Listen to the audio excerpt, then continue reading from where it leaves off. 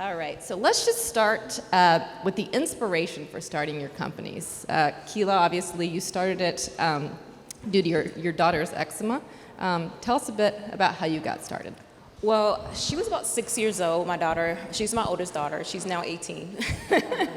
But she developed severe eczema, and she developed rashes in places where it was like contraindicated to actually put like steroid cream.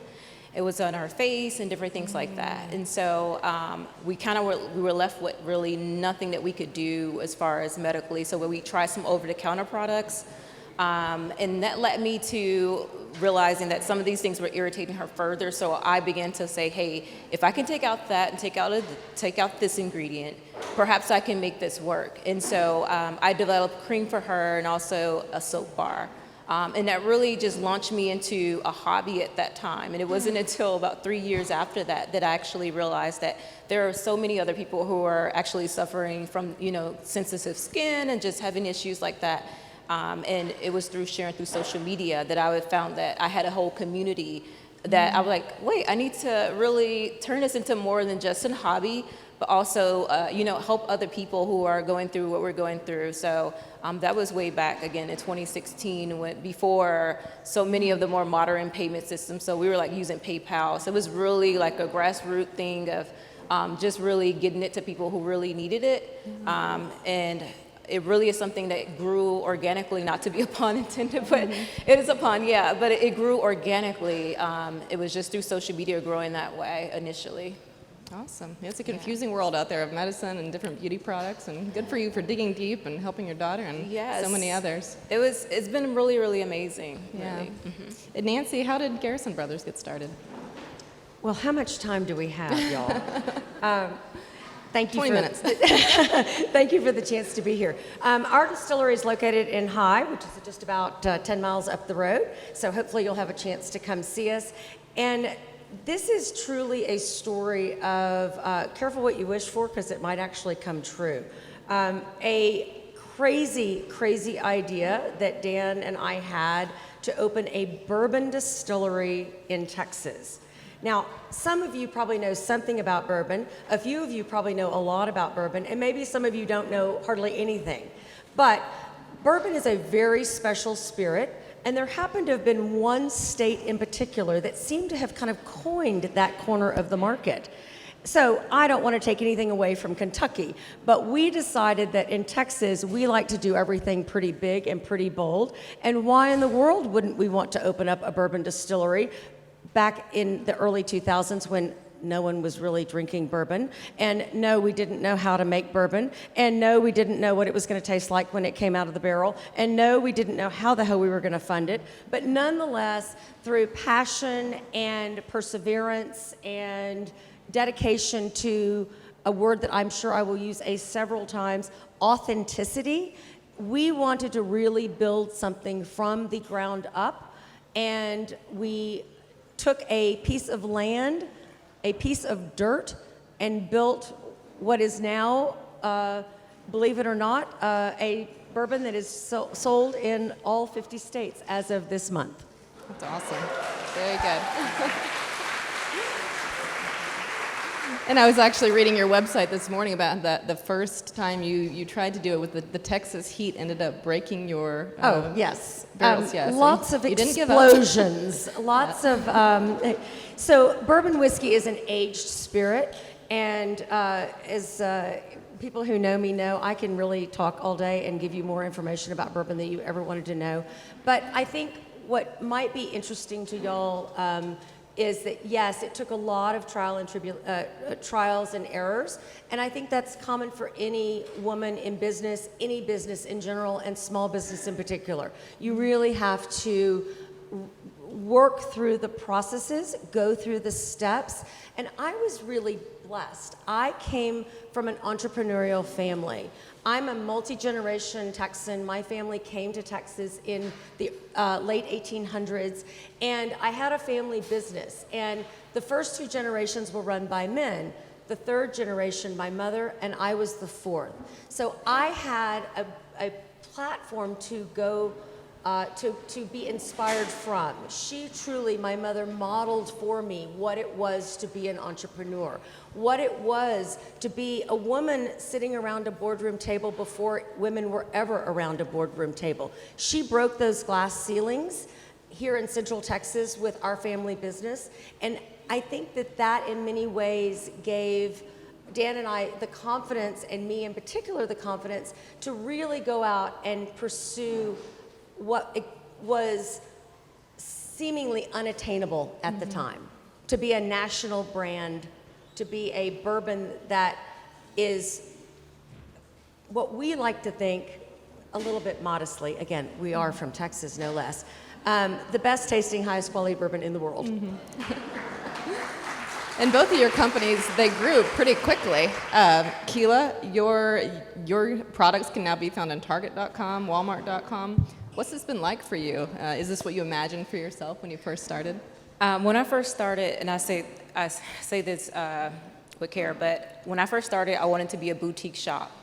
I wanted to have a small little shop. I wanted to, get home at certain time, and I just had this vision. And I think one of the most, I feel like one of the biggest learning curves as a small business owner is that, it would take you places you never thought you'll go.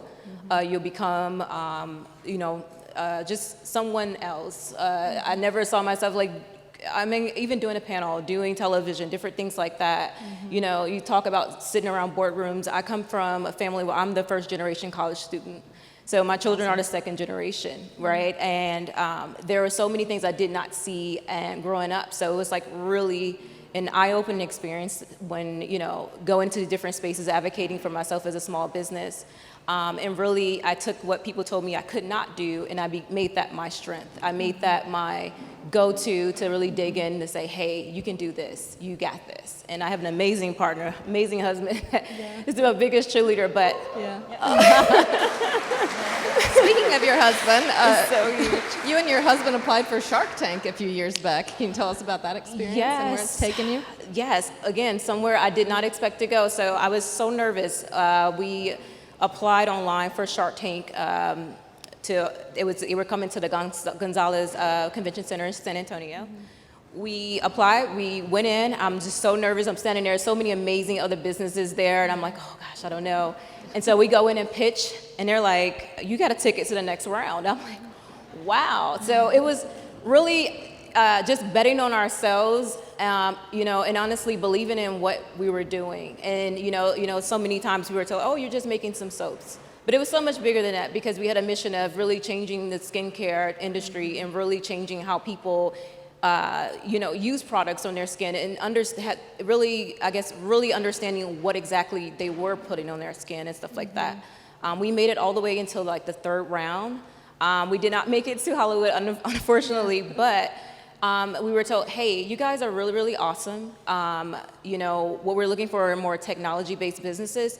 Keep going. And through that, we actually kept in touch with a producer who was really instrumental in us actually breaking into the larger retailers. So, but what a great to that experience. industry. Yes. So it's so much you learned from that. So I'm sure. much, and it's just again, you just really have to be open to where the journey takes you. Honestly. Yeah. And Nancy, your product can now be found in 36 states and 9 more different now. countries. More now? How many? Is that All 50. It's like 2 days ago? 50? Okay, that's right. You said 50. That's right. So how did you know it was the right time to expand out of your community and even out of Texas? I think that one of the things that Kela just said is about your mission, and Amanda earlier also talked about your mission and staying true to your values and what is important to you, but writing that down and having that be part of what can guide you really helped us. We always aspired and knew we were going to be on a national path, but you really do need to start within your own community. And so we built our business around being a part of and participating here in Blanco and Gillespie County. And that is where our distillery is located. That is where over half of my employees, I have over 100 now, are located. And that was very much a part of our values, to support our community, to build a culture that was, again, my favorite word, but authentic, and that you could really be a part of what we were. So tourism being a part of what we all know, our community here in Fredericksburg and surrounding areas, but we built a distillery that was going to be where you could truly learn more about bourbon whiskey than, again, you ever might wanted to know, but you could touch, you could feel, you could taste. You had all of your senses be involved, and it was a truly experiential opportunity so that you could experience bourbon as we do every day. And our tours became very much a part of our culture, part of the following of where people wanted to come and be a part of what we were doing. And that was just an organic growth. Again, that is not something that we particularly anticipated, but that was really the foundation that gave us the opportunity then to continue to move into other states, because people kept coming to us, and then they kept saying, well, how can we get it where we are? And it grew and built on itself, again, in a very organic way. Well, you both make it seem so easy to just start a business and grow and expand. Okay, it's not easy. No. that's my question. No one said no. Don't. So what hardest are some thing of I've the ever done in my challenges- life. Yeah, let's talk about the challenges you faced. Sorry. The challenges you faced in expanding. Either one of you. Well, I would say for me, one of the biggest challenges was that I really wanted to, I'm big on communities. I really wanted to cultivate this like company where we all like came up together and we like learned and we like really took this to the next level. And one of the things that I really, I feel like one of the things that I really learned was that hiring people who had expert like insight. It could be even someone who maybe was a district manager for 15 years, in retail or something like that, bringing them into your company and really helping them they help you see like the little pitfalls, the little things. And I really didn't, and I think in the beginning really didn't value or didn't understand the value of bringing someone in at the higher level, because it was so scary in the beginning. You're growing, you're like, I just have this amount, like I was really scary to part with, such a large part of your revenue to dedicate to a role. But the insight and the value that they bring to your company is phenomenal. And I think for me as a small business, at least, like, having such a small, overhead and things like that, that was a huge part, was like investing in my team. And so I think that has been a phenomenal part of our growth, is just really digging in and bringing in people who understand things that we didn't necessarily understand. Like I understand the chemical components, I understand all of those things about making our products, but it was really the leadership team that we developed, because someone said earlier about your team, your core team doesn't want to take this home at night, but when you bring in some really great leaders, they're able to just provide that insight. They're not necessarily looking for a new role, but they would really, really help align some of the areas that you really need help in your business. Yeah, That's wonderful. Nancy? I think I echo really what Kela has said, is that, you start with the two founders, and then you have one employee, and then you have two employees. And of course, the one employee, our master distiller, popped onto our property and said, I'm here to make bourbon whiskey. And we said, well, that's really nice and good, but you can't do it here. And we have no money. We were literally rubbing nickels together. By the way, it takes a lot of money to run a bourbon distillery, I'm just gonna say. And I, like a good pair of shoes every so often, so we got to sell a hell of a lot of bourbon to make all those numbers work. But I do think that keep building that team, building it one person at a time, and again, staying very true and authentic to what you want your team to be, what the values. And honestly, if an employee is not true to what your values are, then they may not be the right fit for you. But there are lots of wonderful talents, and so we always took the opportunity to build our team, truly staying committed to that person always needed to have a path forward for how they could continue to grow in their own personal development, so that it wasn't just about us in any way, but very much about them. And one wonderful thing always builds on the next. Good people attract good people. We like to say that good bourbon brings good people together who like to do good things. And we have found that to be very true and humbling as well, as we learn every day from our talented team who, again, is now across the country selling Garrison Brothers, but each of them inspire me every day to do better. And sometimes the best thing I can do is just get the hell out of the way and let them do their job. Awesome, thank you. Well, you both just touched on management challenges and opportunities, so let's go into the management questions. Nancy, you kind of already answered this question, but how do you keep employees motivated and focused on goals? Well, I do sell a really good product. I mean, they do enjoy a little bit of bourbon along the way. So drink at work. Well, it's if we must, quality control. Would Governor Abbott be okay with that? It's amazing how many friends I have. And Kela, how do you keep employees motivated and focused on goals? I think I keep a service-oriented view of my team. I'm always asking, not always, but I come in and I say, well, how can I help you? How can I improve your role, or how the way you're doing your role? What things do you feel like you need to do this role to your best ability? And I think that, I echo that from my team, and my team, that passes on to the other team members, to our customers. And so keeping that kind of mindset and that kind of service-oriented kind of view, I think it keeps me abreast to everything that my team needs from me. And sometimes I'm utterly surprised, but sometimes they're just like, I don't need anything. We're good. You're good.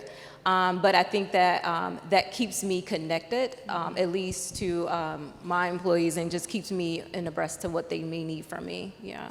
I think women in general do a really good job of, again, modeling for other women around them. And I think that, that opportunity to, in a small business in particular, and probably each of you have experienced this to a certain extent, as a small business owner, you've had the opportunity to do almost every single role, every single job within your business. And that is very, very powerful tool, because then you really can relate with that next person who is stepping into that level of responsibility, but you can really collaborate with them on things that worked for you, but then they're able to bring something really powerful to the table of things that have worked for them. And I think that ability to listen and really respond and be very open to what each of your team members are bringing to the table, and really take advantage of that. It becomes very collaborative. Mm-hmm. I think having a psychology and a social work background for me also has helped me a whole lot. It has helped my emotional intelligence. It has helped me with team building.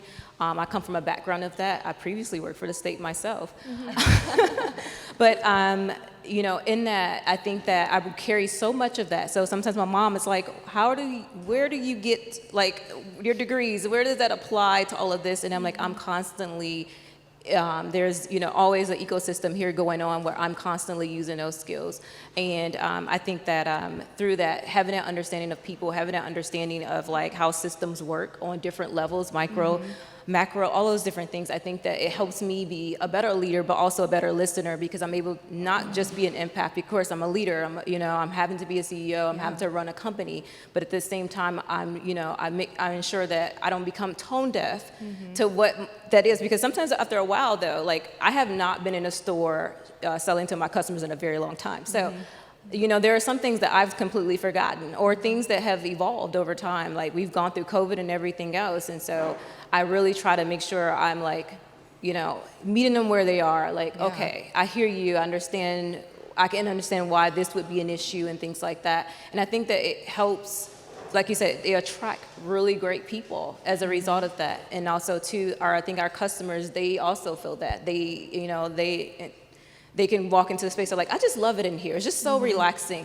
And I think it's because, I'm not saying that it's totally drama-free, everybody has their, things mm-hmm. that happen, but I think that for the overall, it's that they can really, really, I think, at least understand that, I'm an empathic leader that, who gets it.